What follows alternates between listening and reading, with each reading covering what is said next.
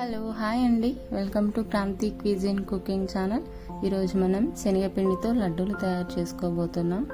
చాలా టేస్టీగా ఉంటాయి. మీరు కూడా తప్పకుండా ఒకసారి ట్రై చేయండి. ఇలా నోట్లో వేసుకోగానే అలా కరిగిపోతాయి.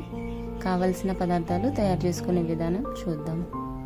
స్టవ్ పై ఒక ప్యాన్ పెట్టేసుకొని దాంట్లో నెయ్యి వేసుకోవాలి. నేను ఇంట్లో తయారు చేసిన హోమ్ మేడ్ నెయ్యి వేసుకుంటున్నాను. ఒక అరకప్పు వేసుకోవాలి. ఇది కాస్త వేడైన తర్వాత దీంట్లో ఒక కప్పు శనగపిండి వేస్తున్నాను. శనగపిండి వేసుకొని గ్యాస్ అనేది మీడియం ఫ్లేమ్లో పెట్టేసుకొని శనగపిండిని ఆపకుండా కలుపుతూనే ఉండాలి, అడుగంటకుండా మాడకుండా. శనగపిండిలోని పచ్చివాసన పోయి కాస్త కలర్ మారేంత వరకు ఇది మనం వేయించుకోవాలి. ఇలా లో మీడియం ఫ్లేమ్లో పెట్టేసుకొని కాసేపు వేయించుకున్న తర్వాత నెయ్యి బయటకు వచ్చేంత వరకు మనం దీన్ని వేయిస్తూనే ఉండాలి. ఇప్పుడు చూస్తున్నారు కదా, నెయ్యి అనేది బయటకు రావడం స్టార్ట్ అయిపోయింది. ఇలా అయినా కొద్దిసేపటికి శనగపిండి అనేది కలర్ మారుతుంది. అప్పుడు మనం స్టవ్ ఆఫ్ చేసుకోవచ్చు. చూసారు కదా, ఇలా వచ్చిన తర్వాత స్టవ్ ఆఫ్ చేసుకుందాం. ఇప్పుడు మనం పాకం కోసం అనేసి ఇంకో ప్యాన్ పెట్టేసి దాంట్లో శనగపిండి కన్నా కాస్త తక్కువగా చక్కెర వేసుకుని దాంట్లో చక్కెర మునిగేంత వరకు వాటర్ వేసుకుని కలుపుతూ ఉండాలి, సన్నని తీగ పాకం వచ్చేంత వరకు.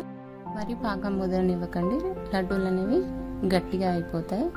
ఇప్పుడు ఇలా కలుపుకున్న తర్వాత కాసేపటికి మనం చెక్ చేసుకోవచ్చు, ఇది పాకం అయిందా కాలేదన్నట్టుగా.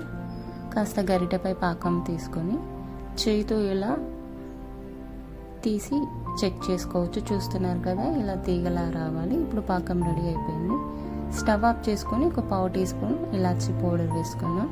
ఇది కాస్త కలిపేసుకొని మనం ముందుగా ఏదైతే శనగపిండిని పక్కన పెట్టేసామో ఇప్పుడు దీన్ని స్టవ్ పై పెట్టేసి మనం ఇంతకుముందు ఏదైతే చక్కెర పాకం పట్టుకున్నామో అది దీంట్లో వేసేసి కాస్త వేడేంత వరకు గ్యాస్ మీద ఉంచేసుకొని స్టవ్ ఆఫ్ చేసుకుందాము. ఇది దగ్గర పడడం అప్పటికి స్టార్ట్ అయిపోతుంది.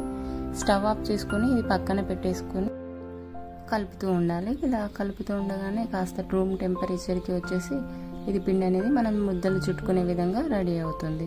ఇలా కాగానే ఇంకో ప్లేట్లో వేసేసుకొని మనం లడ్డూలు కట్టుకుందాం ఈ శనగపిండితోని. చూసారు కదా, ఇలా కాస్త నెయ్యి అద్దుకొని లడ్డూలు కట్టేసుకొని వీటిని పక్కన పెట్టేసుకుందాం.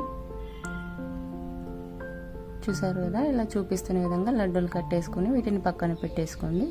ఇలా మిగిలిన లడ్డూలను కూడా లడ్డూలు కట్టేసుకొని నేను పక్కన పెట్టేస్తున్నాను. ఇవి ఒక వారం 10 రోజుల వరకు కూడా స్టోర్ చేసుకొని తినొచ్చండి మనం.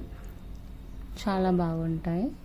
ఇలా చూపిస్తున్న విధంగా అన్ని పక్కన పట్టేసి పెట్టుకున్నాం. చూసారు కదా, చూడడానికి ఎంత చక్కగా కనబడుతున్నాయో. ఇప్పుడు మనం వీటిని సర్వింగ్ బౌల్లోకి తీసుకుందాం. Thanks for watching. వీడియో మీకు కనుక నచ్చినట్లయితే లైక్ అండ్ సబ్స్క్రైబ్ చేయండి. ఇంగ్రీడియంట్స్ డిస్క్రిప్షన్లో ఉన్నాయి, చెక్ చేయండి.